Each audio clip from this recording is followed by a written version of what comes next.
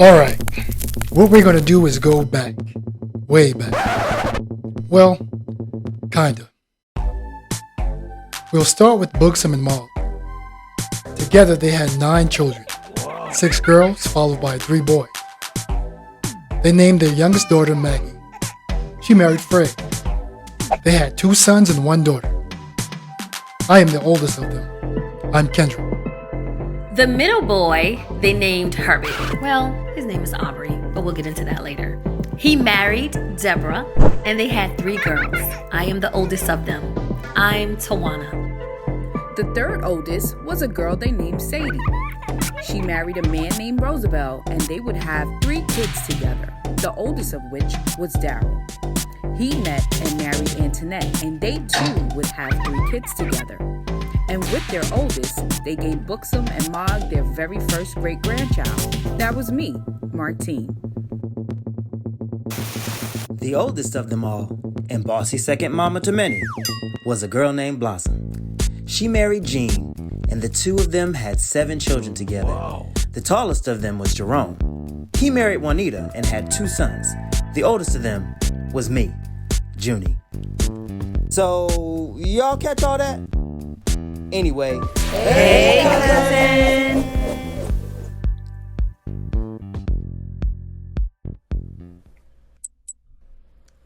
Good morning, good afternoon, good night. Whenever you're listening to us, we are back with another episode of Hey Cousin. And because last week's episode got so impassioned, and we honestly are very excited about the topic, and it really opened up a lot for us on our end, we decided to extend it a little longer, and we are back with one of our favorite cousins, Randall, and he is here to share his input on all things dad, right? So I know I want to start this episode off because we don't have a letter this week because, again, it's a continuation.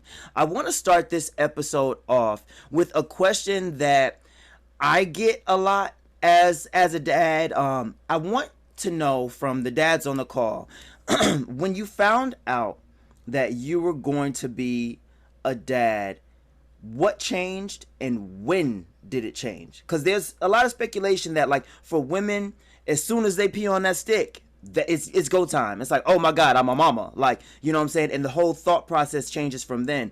And it's wildly understood that for most men, it doesn't really happen till the baby gets there. My experience, honestly, was a little different than that. And I'd love to hear about some other experiences on the call. So I can start us off. And for me, when we found out that we were going to be pregnant the first time, like, she told me right after she came out the bathroom. And actually, we were both waiting to see the test turn to whatever it was going to be. And it happened because she was like, I'm feeling a little off. Like, something ain't right. Like, something's going on. And this happened. We actually initially got pregnant with our first son, who we lost. And that'll be another episode, I'm sure, at some point. We got pregnant a month after we got married. So it was real quick. And for her, she just feeling off. And she was like, I think I'm going to take a test. Went in there, we waiting on the test, and boom, pregnant. For me, my whole thought process was like, oh God, I gotta save. I gotta make sure that, you know, the house is in order. Like, I gotta bring in more money because now we're gonna have a kid. Like, all the things that people tell you are things to be aware of when you have a kid literally all started swirling in my head at once. And it wasn't like, oh, we gotta wait till they get here. I started like reading to her belly like that night. Like, it was, I went hard, you know what I'm saying? And I was gonna be ready, you know what I'm saying? I wasn't trying to be caught off guard, especially based off of the conversations that we had last week and the expectations that I had for myself as I wanted to be in my fatherhood. Like, I wanted to be the greatest dad of all time, you know what I'm saying? So as soon as I found out, it was like, all right, it's go time. But that was my experience. I'd love to hear some of the other experiences from you, Kendrick, you, Randall. I was basically like you, Junie. I was like, okay, well, you have to start thinking much long term. It's not like for this week. We got to start thinking years ahead. How I'm going to raise this person, you know, and help him have the best start in life that he can actually have. So it's kind of really hard to put into words because it's such a responsibility. This whole new life is like yours. especially after so many years of being single and then maybe being married for a short period of time, just getting used to having someone else in your life, and you got this whole new human being that's going to really depend on solely you. I was up for the challenge. I'll say that. I was up for the challenge, but I knew it was definitely a challenge. So I would say, unfortunately, I didn't have, that 9 months to prepare. So obviously I was dating my girlfriend and my wife now, who has Aiden, and he's 3 years old at the time. So, it's like, and I didn't meet Aiden right away. Tracy was very, very sure on, making sure she knows who I am before I meet her son, which is good. Fully respect that. And I remember the first day I met him, for some reason it was 2 a.m. Me and Tracy got off work. I had to go pick up some things from her house. And Aiden's up 2 a.m. And the boy comes through running around the table with a little car, and he just says, hi, he's 3 years old, he wants to play with me. I played with him for a little bit. And I was so nervous to meet a 3-year-old boy. I never understood why I was that nervous. But I was, and at the same time I knew that whatever goal that I had to be a father, I had to get right to it. There wasn't no planning, it wasn't no, all right, well, I got this long until the baby comes, I can prepare. It's like, no, whatever mindset I had going in, I mentioned it on the last show, the mentality that I had with the way my pops raised me. So I know what I didn't want to do and what I wanted to do. And I was able to put that in effect immediately. And I think I was pretty prepared. I wasn't all the way prepared, because you can never be. And Never. And then never. And when Bubs came around, so then the second time came through, so now I'm like, all right, I started this fatherhood with a 3-year-old off the jump. Now I got to restart and see what it's like with a baby, infant. And wasn't prepared for that, but I had a little bit of experience already with Aiden, so I'm like, you know what? Hopefully this isn't that bad. It wouldn't be that hard. But it was a whole different ball game. So now, as soon as Bubs turns 3, I got the whole thing full circle. I got from day one all the way up to whatever Aiden's gonna be for the rest of his life. So I'm ready for it. But I think it was hard to know that I didn't have enough time, like as much time to prepare. It's because I knew I was jumping right into what I didn't know at the time was a grown ass little man in Aiden. But he set me straight immediately. And I think it was a good experience. I was so blessed to have him be my first experience as a parent. And he's shown me a lot so far.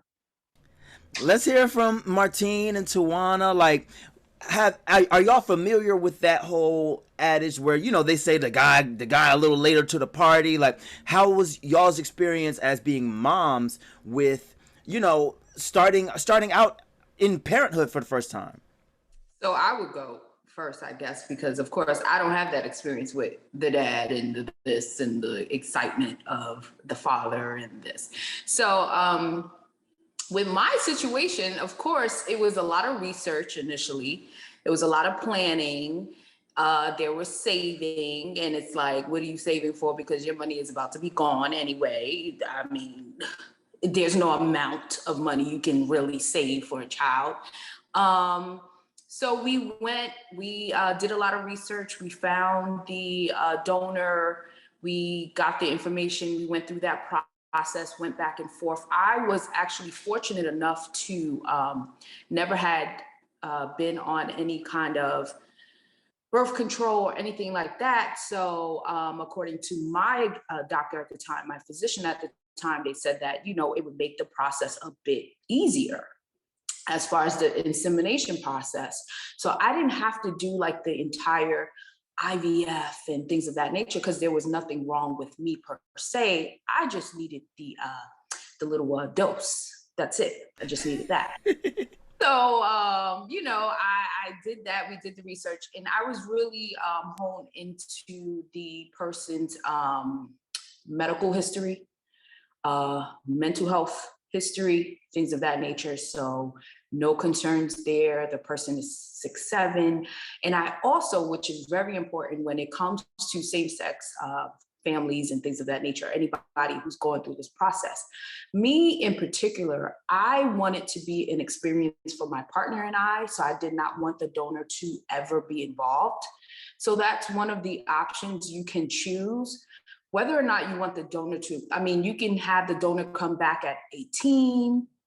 You can have the donor actually go through the process with you. And I just didn't want that. You know, of course, that's going to be a conversation I'm going to have with my son in reference to that.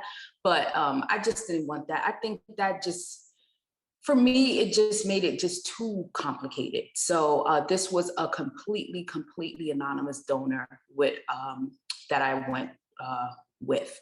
So this was my 33rd birthday. So of course, in order to make it special for the person you with same sex, I mean, come on, I just went and did the insemination on my birthday by myself. So then later on,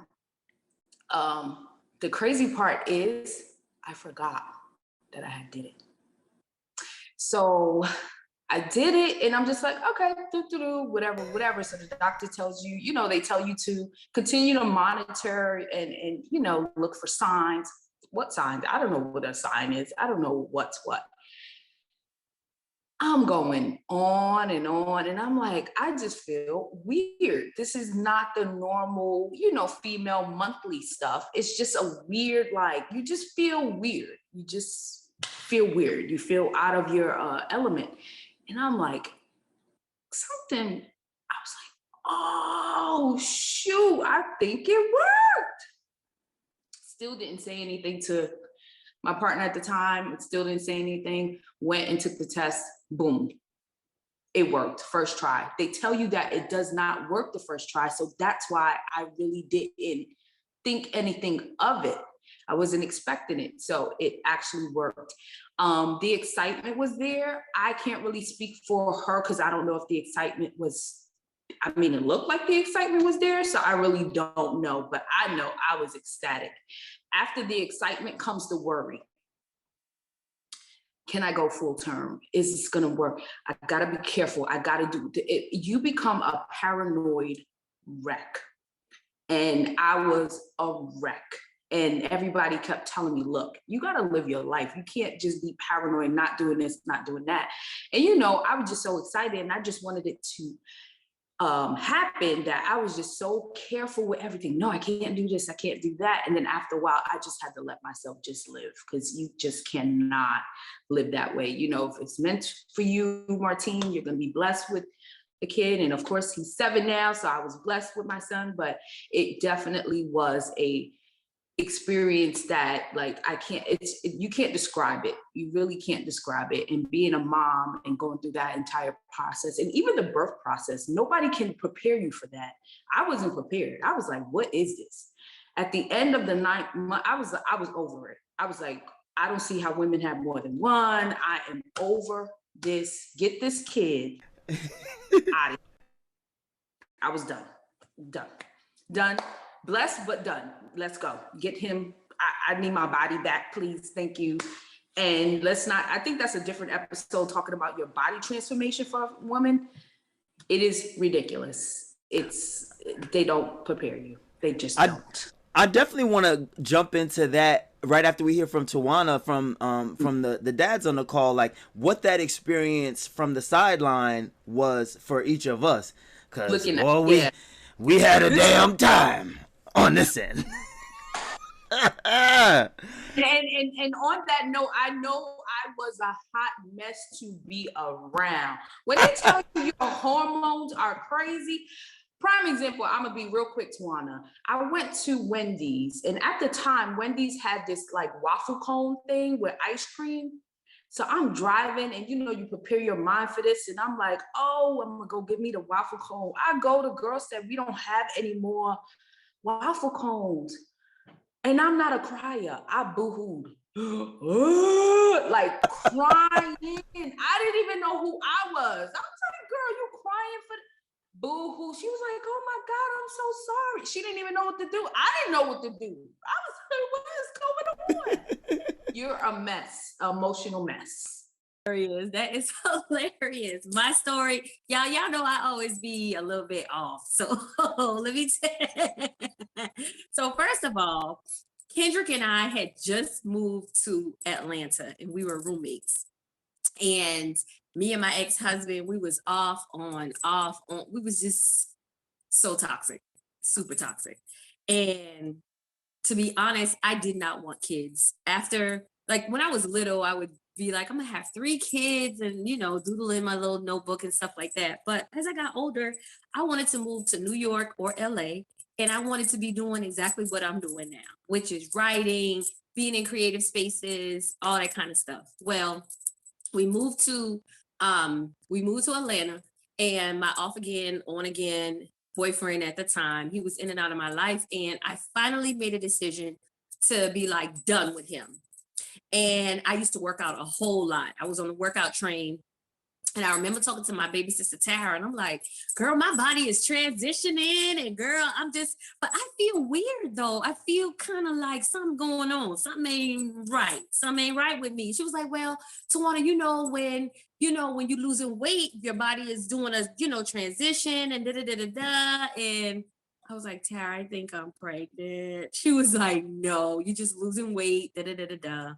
Long story short, I couldn't take it anymore because I was sick. I started getting sick. And by the time I found out I was pregnant, I was 6 weeks pregnant. I was 6 weeks pregnant. Oh, and shit. I had already stopped dealing with him, but he had to come back.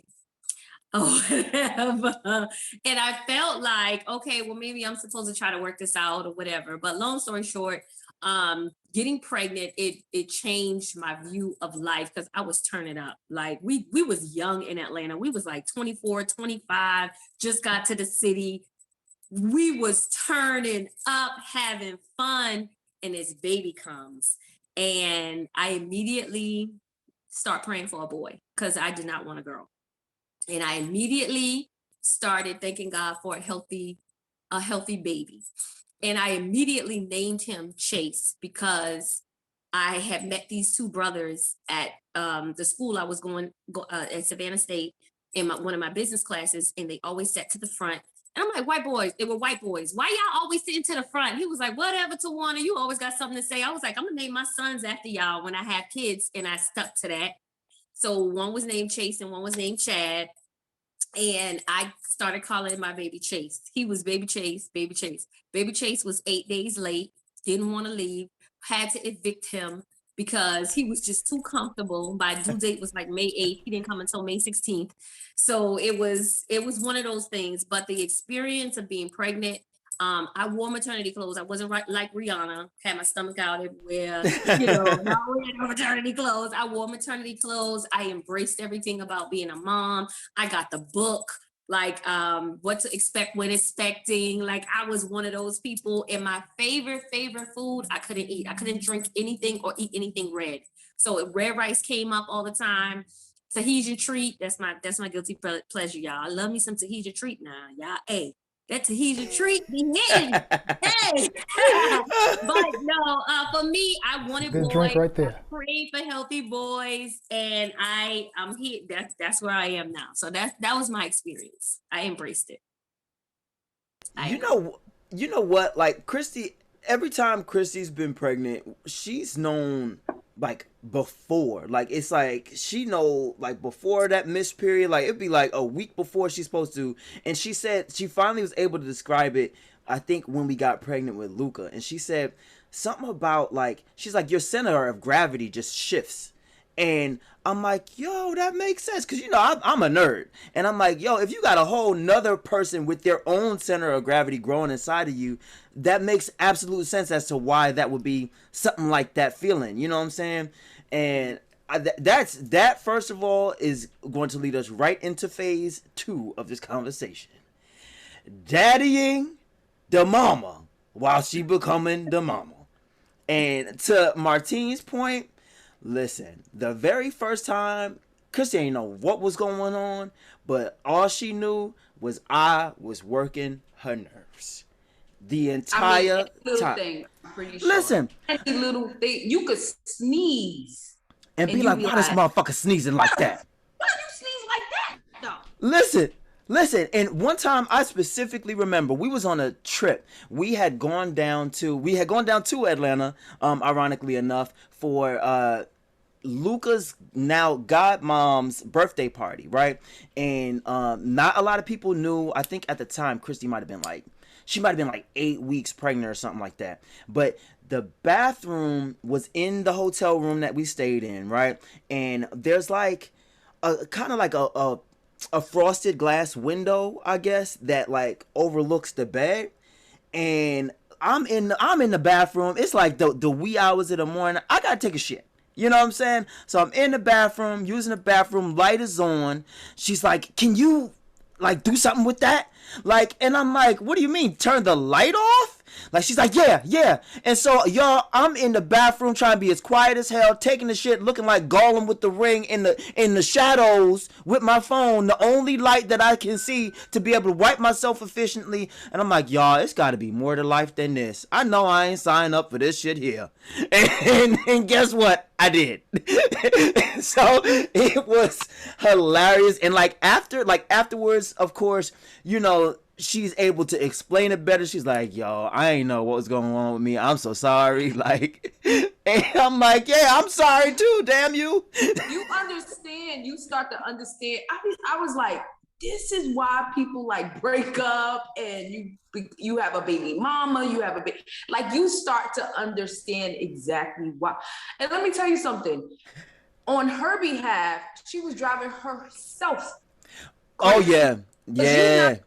And then why this is happening? Like, why are you bothered by everything? Everything is bothering you, and you don't even know why. Man, when I found out Tracy got pregnant, I'm really good with dates, and my memory sometimes is out of control. I remember it was July 26th. It was on Wednesday. I'm driving to work. I had to go to work early because I had a dentist appointment. Me and Tracy, we were both Air Force at the time, and we both had a PT test that day. I'm driving home from Walter Reed, or driving the base from Walter Reed, and Tracy's like, she just calls me. She's like, "Listen." And before she said any other word after listen, I said, "You pregnant?" She's like, "What? How you know?" I was like, "I don't know. I just know." And I was so excited. And she was, first of all, she wasn't late or anything. She just took a test because I guess she just was bored. Found some tests, took a test. And now, were y'all trying at the time, Randall? Nope. Oh. No. So that goes into what I'm going to say with that whole pregnancy. Obviously, my first biological kid, I'm through the roof. I'm excited. I'm ready to go. Tracy, she had career plans going. She had a whole bunch of stuff planned out to where this baby is going to hinder her career plans. And she wasn't really the happiest about it the whole time. But at the same time, I'm over here like losing my mind, and I can't hide it because I don't know. I'm on go. Like, I can't wait. And obviously, it's the second time around for her. She's like, she already got Aiden, so I don't know. For multiple kids, if the excitement, goes away after the first time. I feel like she probably also knew what was coming down the pipeline when that little one got here. Mm-hmm. So it was definitely rough because, for me on my end, being as happy and as ecstatic as I was, obviously my body wasn't changing. I wasn't going through hell on the inside and the outside. And I'm not gonna say that she didn't want it, but like I really wanted. I was all full on board for it. I had no plans to not have a kid. And then on her end, I would say it was the total opposite. So I had to cope with that. That was a rough, let's say, year and some change, because it don't stop when the baby get here, and I'm pretty sure everyone here knows that it don't stop when the baby get here. So it was rough. That's what Martine is saying. Like, that's why people do break up, and that's why people go through hell and end up having, being single fathers, single mothers, because that ain't something that you could just take on the chin and keep going, because you gotta work and you gotta fight through that together. At least. I'm glad you brought that up though, Randall, because that's also something I feel like people don't talk about. They don't talk about the reality of things like that. I see that often because of the field I'm in. I see that a lot with they don't have the planned pregnancy and excitement the way I had. Okay, so I'm finishing school, I'm gonna do this, I'm gonna do that. Sometimes you got it's here. What do you do with that energy? What do you do with that? And I'm glad you brought that up, because it's not always roses and peaches and you're married and you're planning, and so that's great that you brought that up, because a lot of women aren't happy. They're not. And I'm glad you brought up what you said, Tawana, the fact that you were in an unhealthy relationship and then here we have a kid. So now, okay, let's work it out, because that happens all the time too. It happens all the time. And guess what? I got pregnant again 3 years I know, later. and then married. And let me tell you, well, I got married. I had a shotgun wedding after Chase was probably 1. We just went to the courthouse because my mama, the religious, love my mama dearly, y'all. We have a great relationship now, but back then it was different. And she came up there to help me with Chase for a little while. And she was like, this, because we was able to buy a condo, we was just trying to fall into the American slave. Absolutely. Mm-hmm. Yeah. Idea, modern day slavery. So we went and bought a house, and we're doing all this fake shit to try to appease and save family. Because my mom said this covering that God had over us, because we were so blessed, even though we was shacking up and had a kid, was gonna leave us. And let me tell you about the power of words. If you believe it, it's gonna happen. Absolutely. Yeah. I was just like, I can't lose my blessing.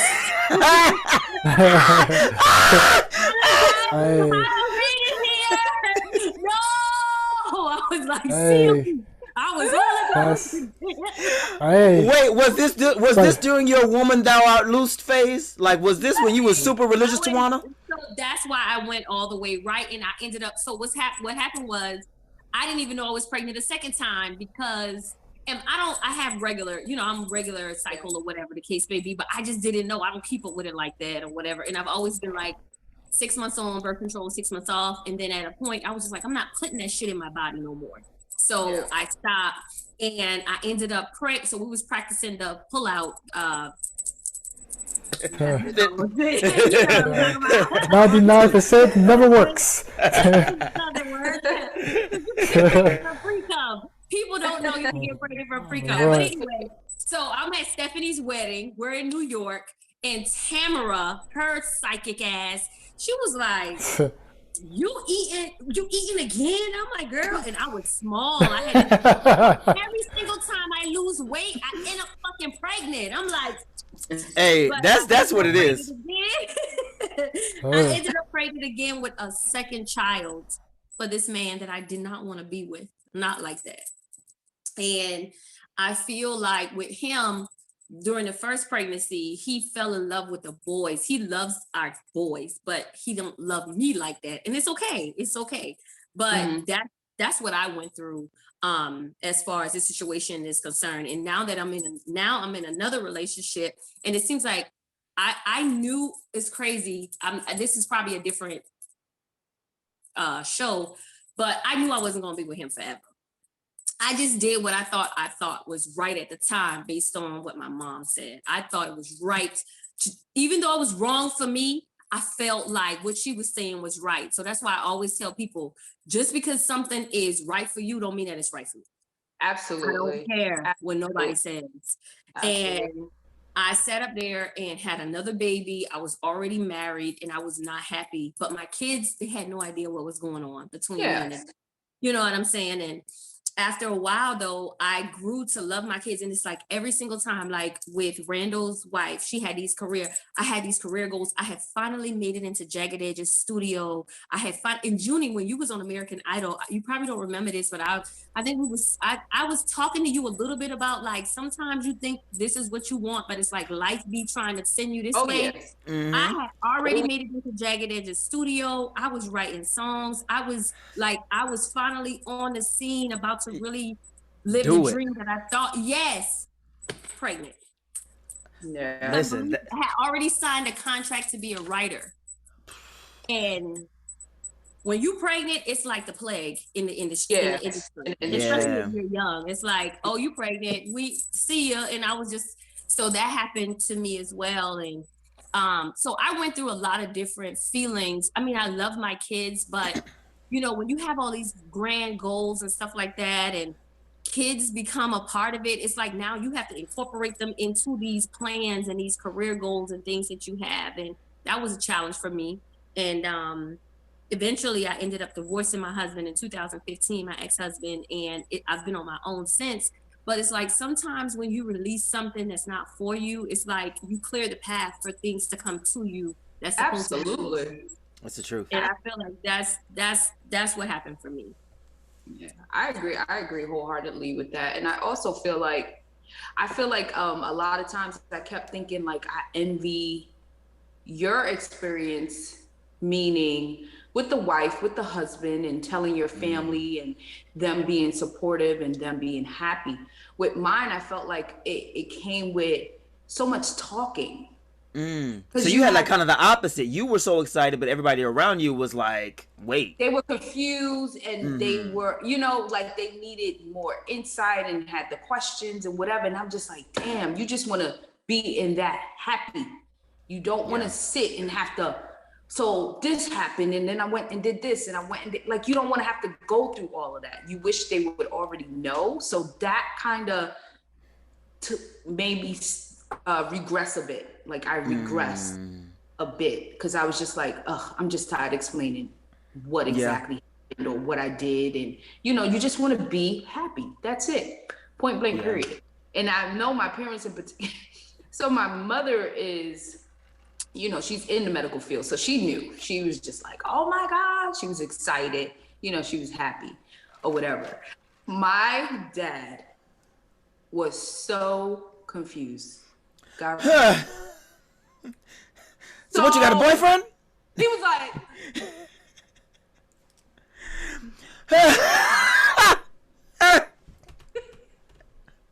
I can see Uncle Dell's face like, what the fuck you talking about? His face was like, so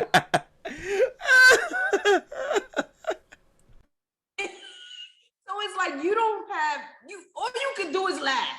All you can do is laugh because he was like, what you said now? What? Huh? What? I was like, oh my God. How, Sway? He needed the breakdown. He needed we did this, we did that, we did that. And I just feel like it just steals your happy a little bit. You know what I'm saying? Because you're sitting and you have to go through this whole, like you can't just be happy. And I definitely always said I envy that part as far as like, you know, people automatically knowing what it was. You know, they always say like that's the time people really know you having sex when you tell them, oh, I'm having a kid. So I kind of always envy that, like, damn, I want that. Cat's out of the bag. Yeah, like, But Martina, I thought he might be. a lot of women are now doing that. Like I got my tubes tied after my second child, and my doctor begged me because I was 28. And he was like, are you sure you want to do this? I was like, I don't want to have no more kids for the nigga right here. So, because I knew we wasn't going to be together, but I just was like, I don't want to get pregnant again. I do not want to get pregnant again. And as a wife, you have to do wifely things. So I know I had to keep having sex with him. You know what I'm saying? Because as a wife, you got, you know, no matter what's going on, that's one of the things you got to make sure you take care of. But for the most part, I got my tubes tied, and it's like every single guy most of the guys that I have dated, you know, out of the divorce, don't have any kids. Like the guy that I'm dating now, no kids. Oh. And I was like, so I mean, you can. I'm probably gonna have to. I'm 40. And never say what you'll never do. I was like, after 40, I'm not having no more kids. And I'm like, age don't mean the age. I know, but still, age means little these days because of the modern technology that we have. We have older cousins that had kids. That's true. 40. You know what I'm saying? One thing on the like, I guess parallel end of things. them kids and them pregnancies after 35 hit They real. real different. Oh, they real different. But you got to be ready for it. Yeah. You want, you got to be When you ready. hear high risk, you know it's real. Yeah, they call it a geriatric pregnancy. Because it literally Yeah. is. It really is. It really is. But it's not that it's not possible. You know what I'm Right. saying? Yeah, It's possible for you to have the kid. It's just you gonna have to really prepare yourself for that. I myself, I was like, ooh, because I still had sperm. So I'm like, oh yeah, I'm going back. I want to do the girl, the same donor, whatever. Once I saw my body and stuff, I was like, girl, bye. Yeah, that's good. Shop closed. Right. I'm done. But you make Done. decisions. You can't when it comes to kids and making decisions to having kids, even in marriages that work. Like you really have to plan that shit out because If you can. Some if you people can, but for the most Right. part, like having 2 to 3 to 4 kids, baby, this is 2022, and you better be ready for the mortgages when it comes for the daycare. If you don't have a nanny or somebody who can, you know what I'm saying? It's It's just like the so 90s. much that comes with our kid is having real. kids, and with me, Is a mortgage. Yes. Yeah. it's a Child mortgage. For me, I feel like, okay, I have a 16-year-old and a 13-year-old. What the hell I look like having a baby? You know what I'm saying? So Start it's all over again. Yeah. girl, Yeah. I ain't Yeah. signing up. I don't think I'm signing up for that. You know what Yeah. I'm saying? So you have to consider all of these things when you are young. And I'm telling anybody that is in a toxic relationship or situation, please do not make a final decision with your body when it Yeah. comes to, you know what I'm saying, reproducing and stuff, because you never know what's going to happen in your future life. I never knew that I would finally be in a relationship that is, you know, we good. It's not toxic. It's good. Like we're really good friends, and it kind of develops into what. So I'm telling y'all, do not do that to yourself, because I did it to me. I got my tubes tied, burnt, thrown out the window at 28, and here I am now 40, which is Said throw it out the window. I threw that bitch out the window. See ya. And now I'm sitting here having a conversation with y'all about possibly wanting to do exactly what Martine did. You know, to have a baby. So, you know, if it gets to that point, I would love to give him a kid, you know, but because I made this decision from being in a toxic relationship, I made a decision that ultimately affects me. I want to kind of jump back into, like with Randall, like, even though Tracy had already had her son, I was on TikTok and this guy, he was doing like a live and he was talking to he has 2 kids, but his 2 friends didn't have any kids. And one of their criteria was like, oh, I'm not dating nobody with kids because I don't have any kids. Do you think that's a selfish statement to make? Were you okay with the fact that she had already had a child? Like, what is your feelings about all of that? Yeah. As far as the selfish statement, I don't know, because like I said, that's a man's preference. I mean, there are men who have their preference. There are women who have their preference. If you don't want to date somebody with kids, I mean, it's a responsibility. You know what I'm saying? Yeah, and you also have to concede to certain things too. Like, you know, that kid is gonna be over you at any given moment. You know what I'm saying? Like, she can't be like, oh, let's go on our date still, but damn, my kid is sick at home. It's like, date canceled, and you got to be understanding of that. And you gotta get the cow, you gotta get the calf. That's what they say. Yep. And you either gotta accept that or move on. And it comes with a different responsibility. Right. Absolutely. You come as a package, so you can't be selective and be like, oh no, I'm dating you, not your kid. No, you that's a package deal. But the person is not ready for that, then hey, more respect. I respect you more for being upfront. Absolutely. I can't do this than people who get into situations and know for a fact this is not what they want. Deal with that. Okay, do. Don't waste a person's time. Be upfront about it and say, look, I can't do this. This is a lot. Because it's a lot. You can't get up and go, especially a young kid. Absolutely. And that's why even before me and Tracy got together, it was, listen, I had just moved to DC. I'm out here making cuckoo bucks. I got my own apartment. I'm in the street. I'm wild. Right, exactly. Let's go. I'm wilding in the streets. Tracy's coworker. I still see her every day. We had just started really talking in like March of that year, 2018. But I told her, I'm like, listen, I do like you. I do fuck with you heavy. I probably do plan on being with you at some point. But right now, I'm out here. So when I'm ready to really give you that commitment, to really, obviously Aiden's involved, when I'm really committed to you, your son, whatever that's going to entail, me being a stepfather, me being around a kid, me being around you with the kid, I'm going to let you know when I'm 100% ready. But right now, Right. I'm not.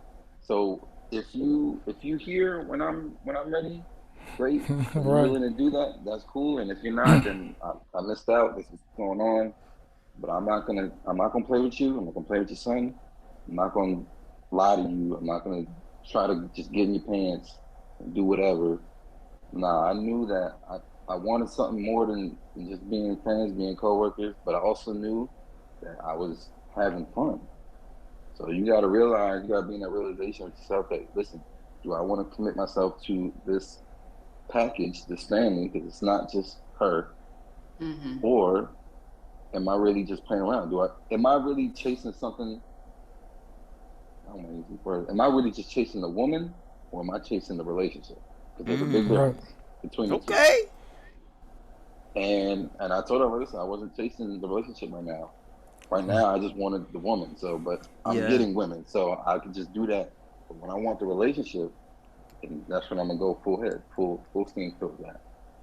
So it worked out. You know, I think we had first went out in like March of that year, but we didn't actually get together till end of fall that year. So it was a good experience. But now I got a whole bunch of friends nowadays who come to me for advice, like, yo, like I'm talking to this girl, but she got a kid, she got a son, she got a daughter. Like, how do I approach this? I'm like, listen, man, it's what you want. What do you plan on doing?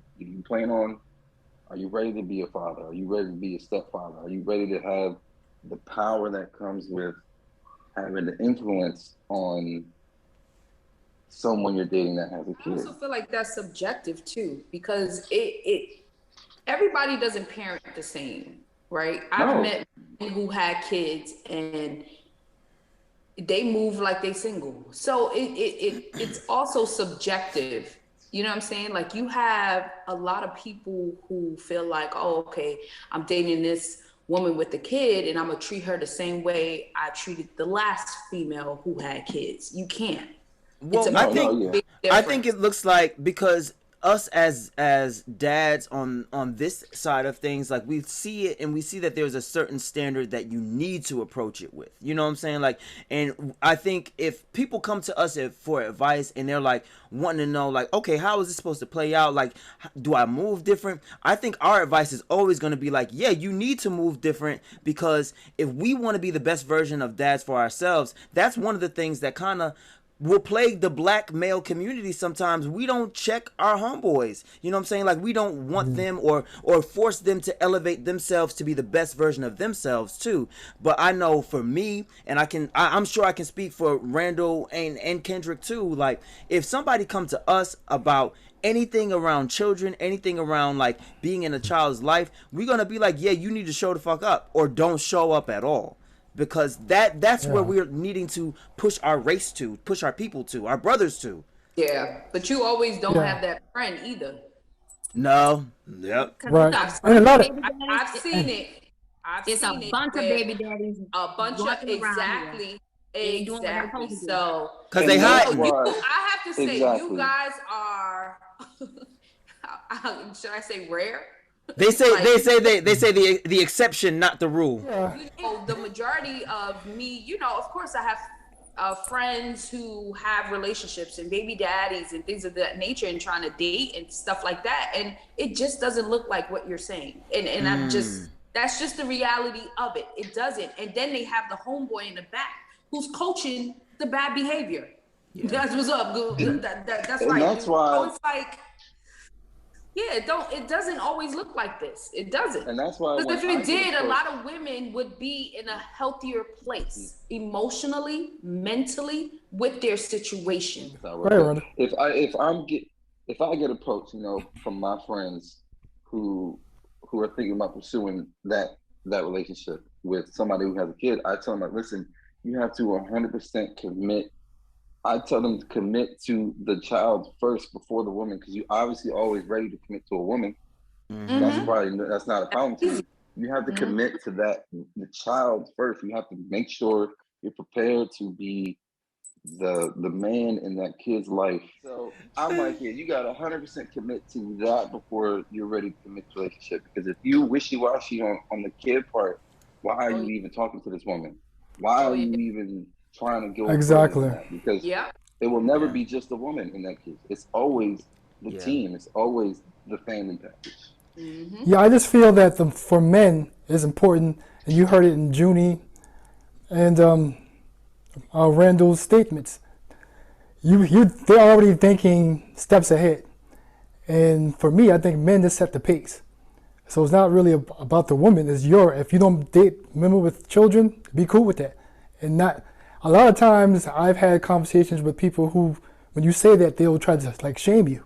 But if I know coming in, I understand the responsibility of being the parent. So if I'm not willing to accept that with you, I'm wasting your time. And if I'm wasting your time, I'm wasting my time. But in order for me to know that I'm wasting my time, I have to have a plan for my life. And guys with plans for their lives always are going to have incorporated the responsibility of fatherhood, whether it be your child or another child, kind of into their plan. You know what I'm saying? When women start making decisions about this kind of thing, then you kind of see certain things that are out of whack.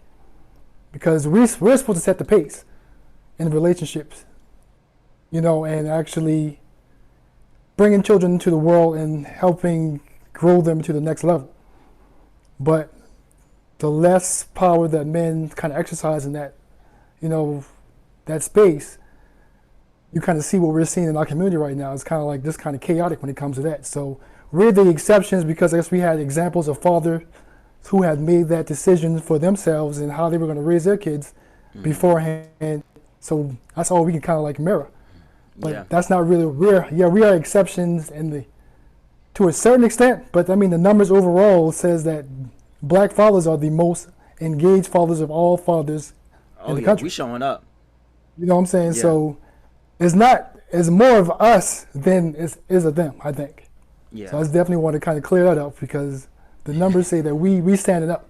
You know what I'm saying? And one thing that I think is important to add here is it's also it's very okay to kind of shift your thought process throughout all of it, because when I was single and I was like out here, I also knew that I didn't want to seriously date a woman with children. And so when I was single, I was always very upfront about what I was looking for and what I wanted at that time. You know what I'm saying? Like, granted, I'm a great guy. You know what I'm saying? I'm gonna say it, back pat, all of that. Yes. So I knew that you don't say it, nobody else will. Come on now.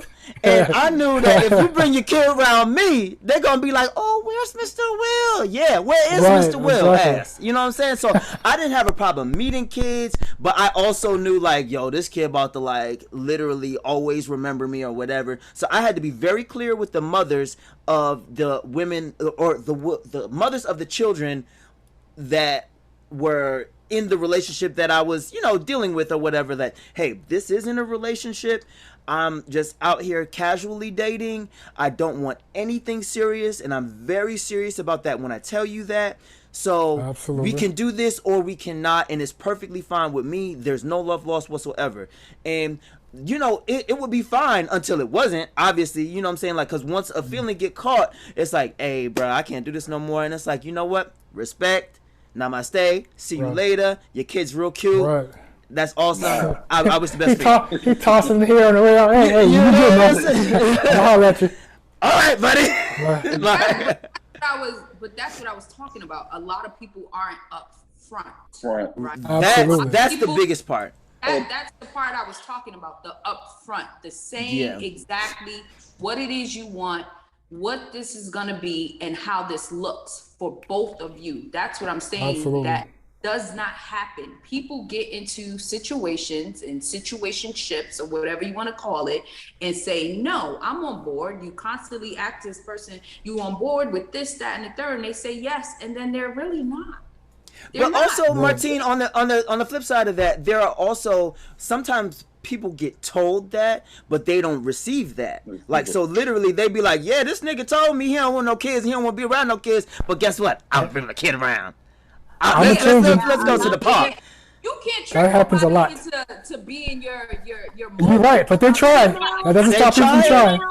They're trying out here in these streets. They definitely try. All the time. Definitely try. But Tawana, you understand, I'm speaking from a female perspective in a sense because I'm dating women. So I see it all the time. They want to manipulate the situation and change it. They think they can change it. You can't. Yeah, you cannot change Yeah. it.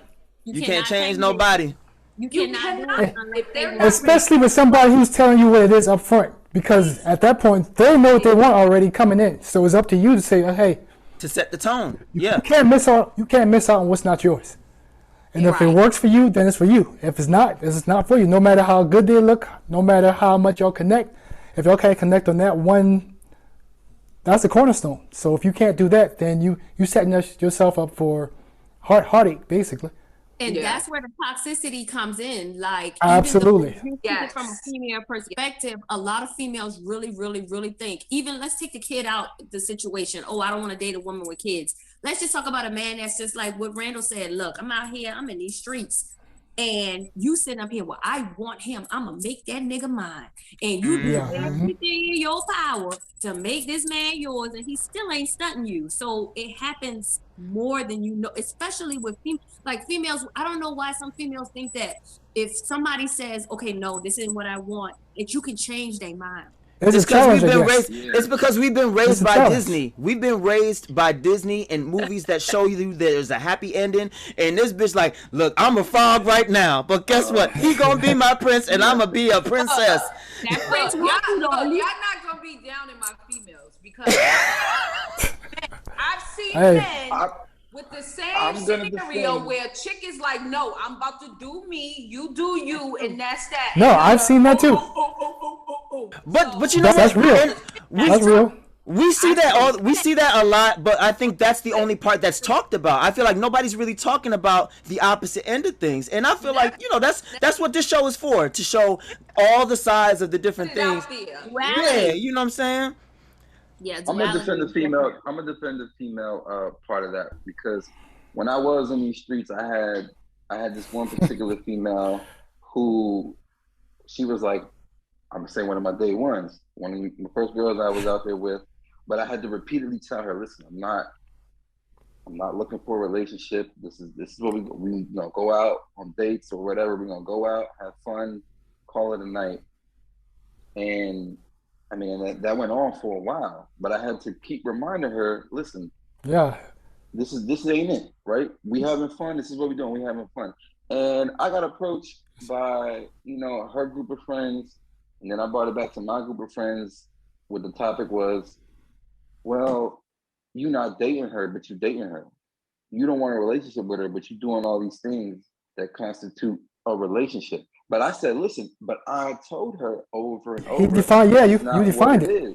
Yeah. Damn that. You're a good person. You're a good I person. defined You're it out spending front. time with somebody. Hold on. I'm with Martine because, okay, see, this conversation went a little he script on me. So, hold on. So because listen now, even though you was telling her, oh, we're just dating, but you're doing everything that a boyfriend does, everything that people in a relationship do, but you're telling me that you don't want to be with me. So You're having a human experience. Like if I want to go to the movies with somebody that I am copulating with, guess what? That should be okay because obviously I like you enough to put my dick in you. So I mean, why can't I go to the movies with you? Well, first of all, if you're not trying to be in a relationship with a female, you shouldn't be putting your dick in her. You But shouldn't. everything's relationship. That's why we're here. They're all wanna have relationships. sex. Yeah. Talk about it. No, Let's talk because about it it. gets the line. No, if your beard. So why agree to my terms if you're not with it? Don't agree to my terms. Because then you cross my boundaries. How about Yeah, exactly. where my boundaries at? How about that? Exactly. I'm giving you my boundaries up front. I'm giving you my boundaries up front. Men are full of shit. If you don't want to be with a female, why would you fuck her? Why My would you story- hate It a happens female that all you the don't even time. want to be with like Happens that? all But experience- okay. In all seriously, though, in all serious, my experience was going towards. I'm actually gonna side with the women on this because afterwards, after I got with Tracy, looking back at it, I mean, this woman ended up hating me, this, that, and the third, and I realized, all right, you know what? You're right. We was having fun, and I was having fun with other people. I could have cut our fun because it looked like I was bringing something more serious to the table. And I get that. I really do understand that point of view because unfortunately I did that to another woman. So I get what they're saying. Us as men, we're doing what we're doing. If we're doing it over and over with the same woman over and over, obviously we have that other option. We have those choices to go have that fun elsewhere. We could probably limit that fun for a while. Probably don't drag it, 6 to 8 months. well, Here's you my wanted thing. the damn Here's my bad thing. ones. No, Damn you. yeah, exactly. Well, at the end of the day, I'm playing. Every so often I reaffirm, and then I remember she yelled at me one time. I get it, Randall. You don't want to be in a relationship. You ain't gotta fucking tell me every third date. I'm like, well, Yeah. you looking like you want. That happens. Clearly, I do, Pollyanna. But clearly, you out here cupcaking. But hey, we should always have an open dialogue about if a man comes in or anybody comes to a situation telling you what it is, that's just what it is. And if you're not with it, at any point that you're not with it in that situation, it's up to you as the other person. Like, you know what? I said I could deal with it, but I can't. And you got. I'm already telling you what it is. I'm not gonna be mad at you.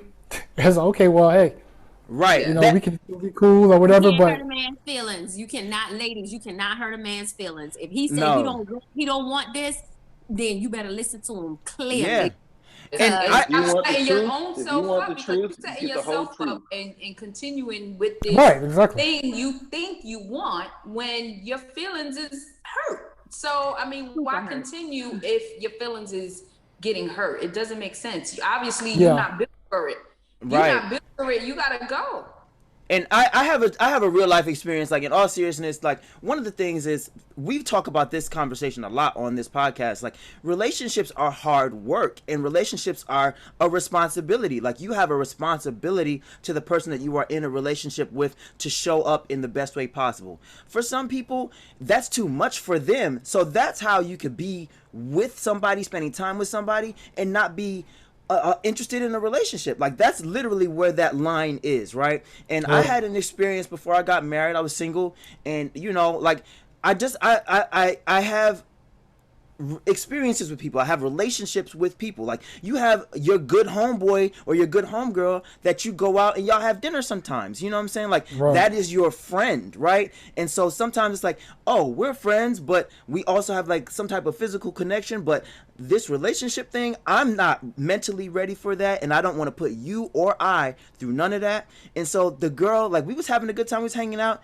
but the girl really was like, yo, I mean, I can't do this no more. And like, I was like good with it. You know what I'm saying? The toxicity would have come in if I'd have been like, no, you need to stay. Like, I mean, what you mean? You know what I'm saying? Right. That is what we're talking because about. then you're sending mixed signals at that point, because now you're going against what you said in the beginning. So, right. Yeah. Exactly. And I think we all agree on that aspect of things. Right. I was telling my friends the other day, I was like, listen, if you're dealing with women and they're talking about certain things and they want the truth, you have to, sometimes it might be brutal, but you have to give them the truth. And the whole straight truth, up. that's what it is. Yeah. If you give them a half, choice. you give them a half Yes. truth, they're gonna And I think that's the issue these days. And The that's- lack of honesty, the lack of truth is what people These struggle men- with. these Right? men out You here telling are me making- something when we met, and then now we in this, and you telling me something different. Like, no, you need to be. No, you gotta be straight up. consistent. Don't make that choice for me. Don't make a choice for me that I should be able to make on my own. Like, I don't. Absolutely. I'm talking both. I'm talking females. Give them and I'm talking all the males. chips. Give them all Exactly. the chips and everything So they can make an that they educated need to make a decision. Do you want Absolutely. this or not?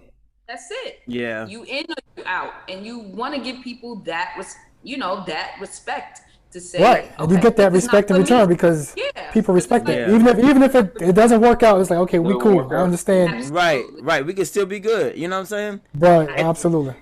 And I know we didn't get a chance to hear from Kendrick on his experience. I'm on the sidelines with the building of the baby part. So how was that for you, Kendrick? Before we get too far away. Well, my ex-wife was like 7 years older than me, so I know the word high risk off the dribble. So that ultimately, even though I was super happy about having a child, it puts a level of stress on the situation off the muscle. So you definitely go through the changes, but because I was so happy, I let some shit slide that I probably wouldn't let it slide under circumstances that, weren't that. And it was cool. But on top of us being in a high-risk situation, I think at 22 weeks, we went in for a checkup, and they had to admit her like right then.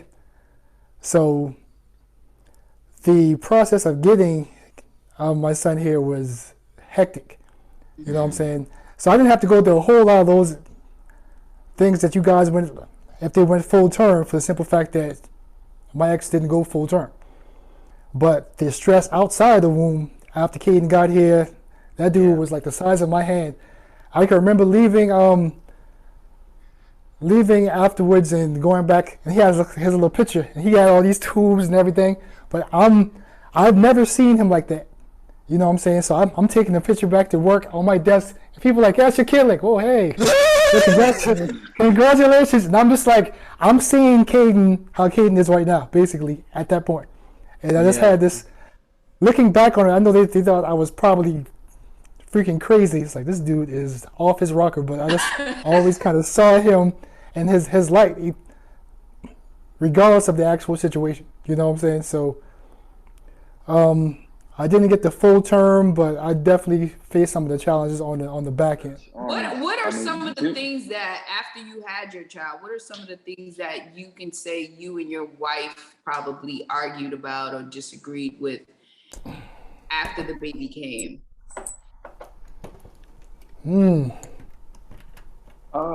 Get off of mute, Will. I'm gonna say something real quick. For me personally, since Tracy already had Aiden is 3 years old, grown little man, I told Tracy this: when Bubs gets here, when Damien gets here, I don't want no help. Let me do everything on my own, or try to. If I'm endangering the kid, stop me. That's the only time I want you to stop me, is if I'm gonna put this baby in some kind of harm's way somehow. And granted, I mean, I wasn't always the best. I wasn't obviously, changing every diaper or doing everything, but any chance I had, I wanted to make sure I did it first. I wanted to do it on my own. I wanted to make sure I was able to get my experience in, because I already knew she had her experience. And there were things that we didn't agree with as far as, how long the baby was, within our bed or next to us, or got breastfed or this, that, and the third. But I was like, I met Aiden at 3 years old, and he was one of the smartest little humans I've ever met. So obviously whatever Tracy did was right. So it was hard for me to ever go against her. So I couldn't, from my experience, I could never really have disagreements with her as far as raising an infant, raising a toddler, because, I mean, I met a perfect toddler. I met a perfect little man when I first met him. Somebody who I could never argue about anything with. So on my end, I didn't have too much opposition. Mine was a little different because I grew up. I mean, it wasn't a bad different. It was just different for the simple fact that I grew up with so many little cousins and stuff. Like I had, like kids, that shit was like second nature. And not to count like my own brother and sister. I was like, the third on deck when it came to the hierarchy of the house. So I didn't. Because of Caden's situation, we were kind of both learning how to kind of deal with a child who was this, like, prematurely born and stuff. So, again, my experience was a little different for the simple fact that we were kind of like learning the process. Being in the NICU, nurses telling us how to hold them and how we should feed them if this happens. So, we're kind of learning together. So, that kind of defined how we parented, starting out at least. Because it was kind of like already built into me with Kendra.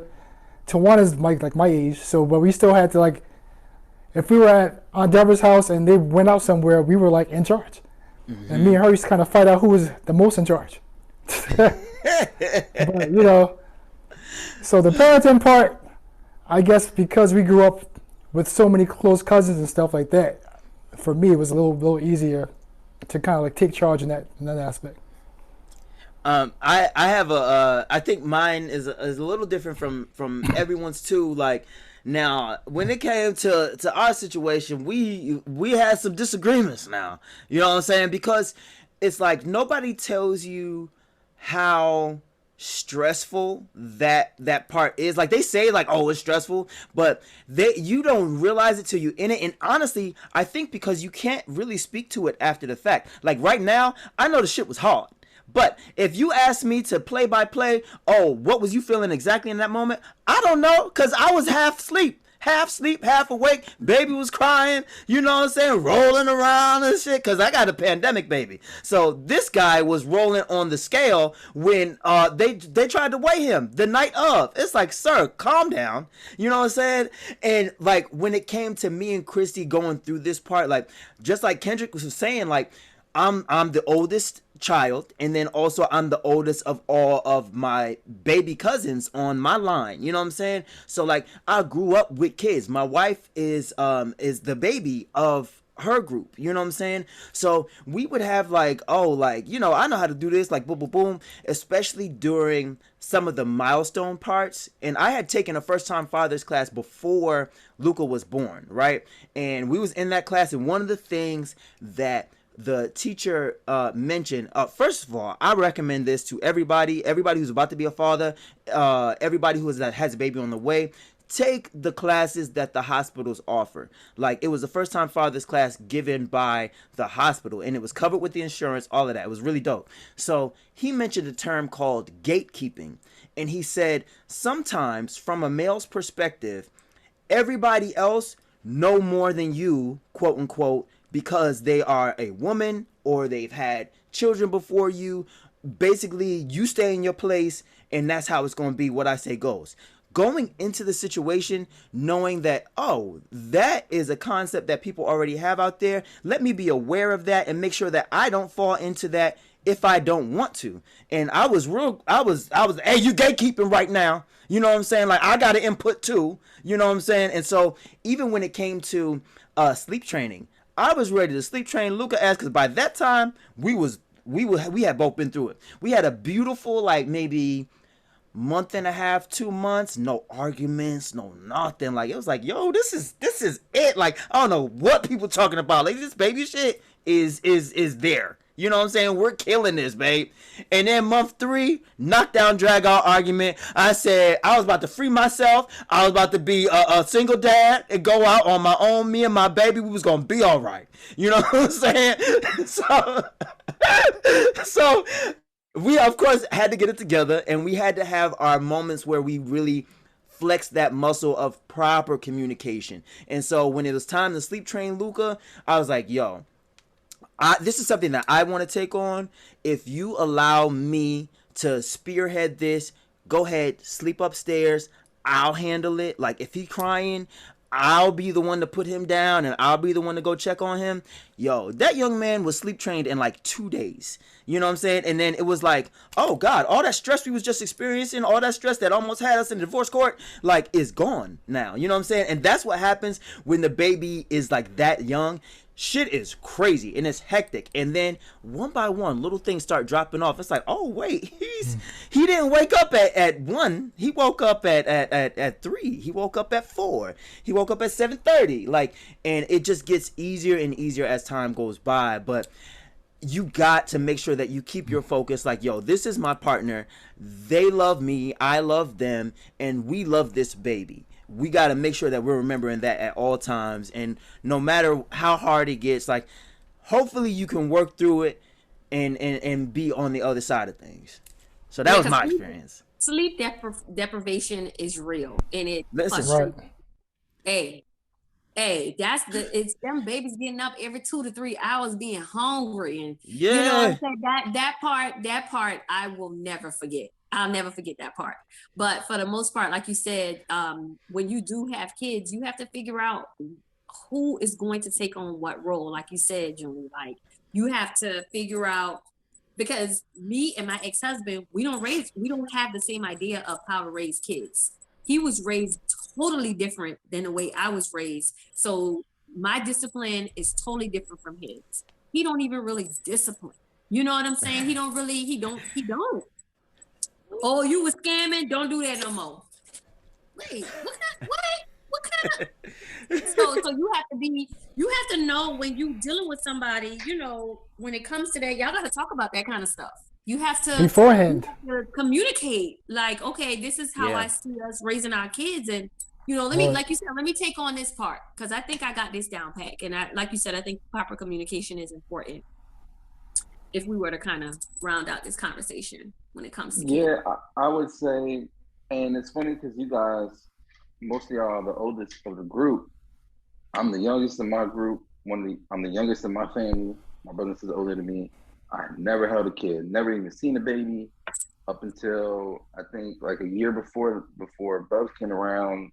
One of my closest friends had a baby, and I held her for a month. That was the first time I ever held a baby, and I didn't know what to do. So when Bubs came around, I didn't know what to do. But with that lack of knowledge, that's why I wanted every chance to get every bit of knowledge I could. I was like, listen, Tracy, you already went through this. Came here by yourself the whole first time.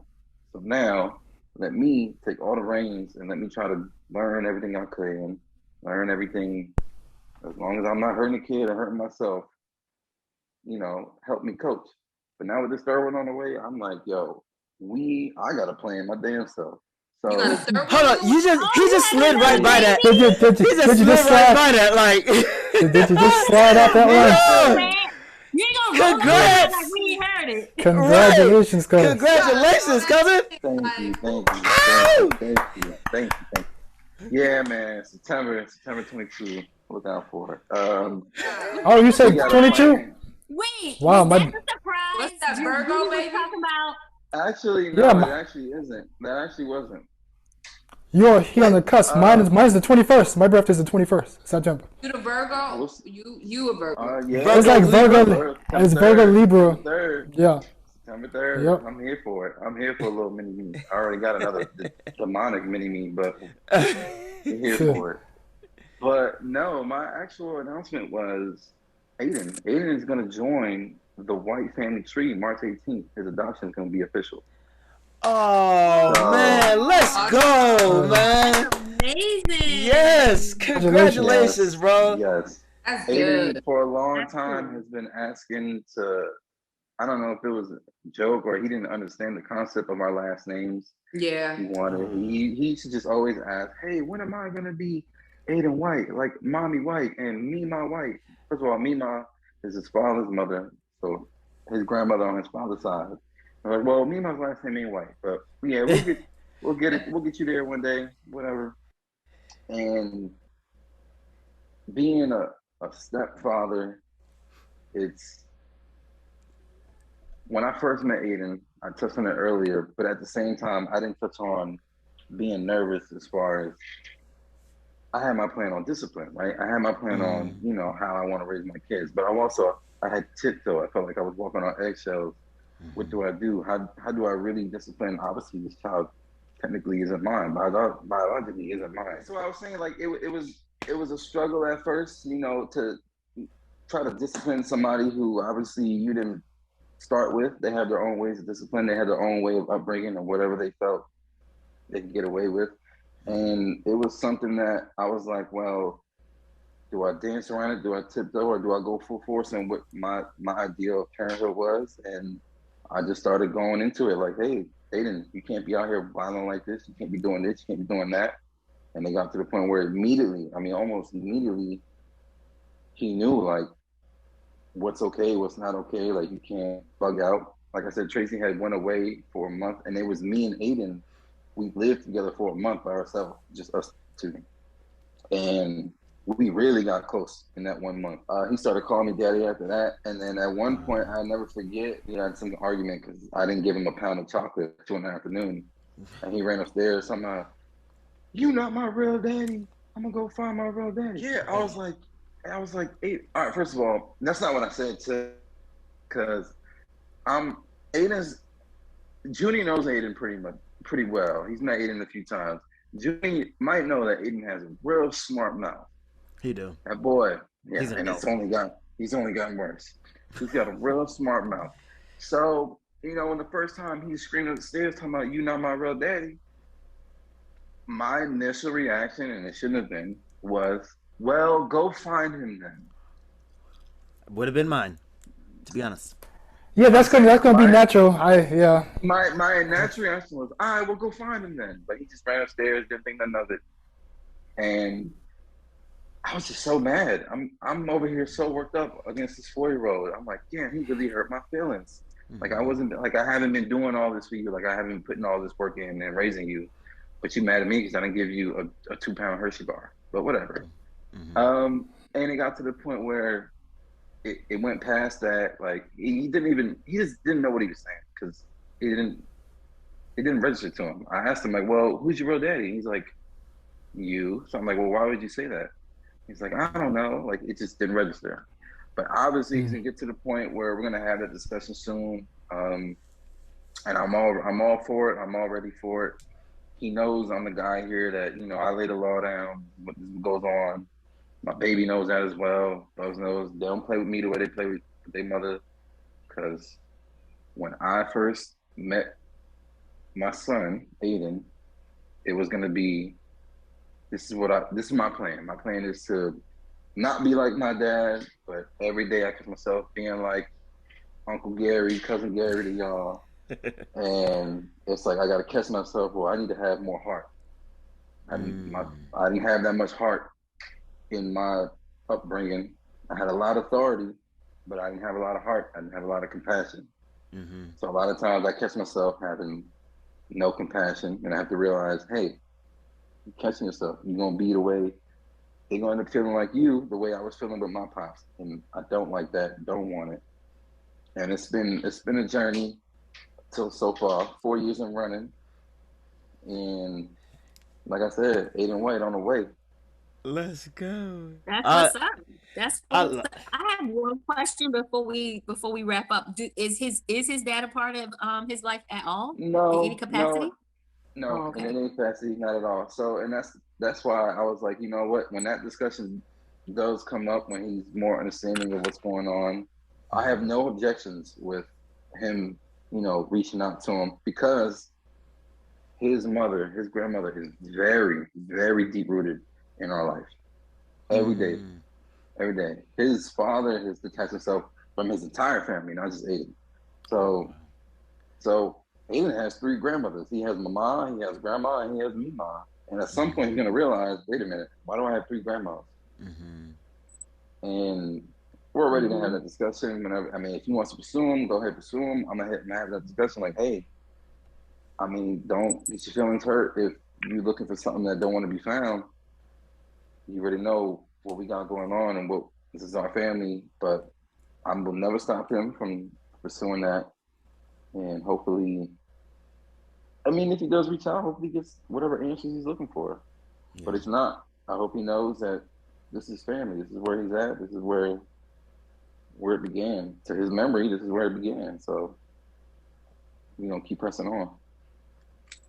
Absolutely, man. I think that's beautiful. That's beautiful that you've taken the stance that you have in his life. That's beautiful that you've really thought out everything that you really want to add to this little boy's life, as he progresses in life, because you're his dad, and I commend you, like I said in the last episode, I commend you for everything that you've done with your oldest son. Like you honestly are putting anything that I know that I would have been able to do to shame. So I want to, as your family, let you know that you're doing a bang up job. And also the element that you mentioned, making sure you add the heart into your fatherhood. I think that is the common thread throughout this whole conversation, throughout this whole, podcast. It's like we came up in a generation where authority was the dad's stronghold. That was the dad's place. But we are now adding that element of that complete person, where there's the authoritative voice, which we know we have to be responsible for, but now we are taking ownership of the the affectionate voice too, and making sure that we are combining both of those things. That balance, I think, is going to be what helps us raise really complete and sound young men, young women, and young people in this next generation that'll come behind us. So really the biggest takeaway that I can say to kind of sum up all of this conversation is that fatherhood is what you make it, but make sure that you are bringing the best version of yourself to that job. Yeah, Randall, we thank you for coming on, man. It's always a good time when you're on the show. I even had a little. Man. You might have to throw my little pick on the little. Listen, come on now. We got a guy that does our illustrations. I'll be here full time. Let me know. I'll be here Sunday at 12. It don't matter to me. Listen, yes, sir. We can definitely make that happen. All right, y'all. Well, does anybody else have anything to add to today? No, I think we touched on pretty much everything. It's like, it's parenthood is just one of those things that you can start from where you're at based on, how you were raised, but then you have to kind of define your path from that point on. And, that's evolution in the whole. All right, well, salute to all the parents out there doing their thing. Salute to all the fathers out there doing their thing. Salute to all the black fathers out there doing their thing. This has been another episode of Hey Cousin. We'll see you next week. One, we can do it on the count of 3. 1, 2, everybody's like 3. Hey, cousins. Man, that's why I didn't even want to do it.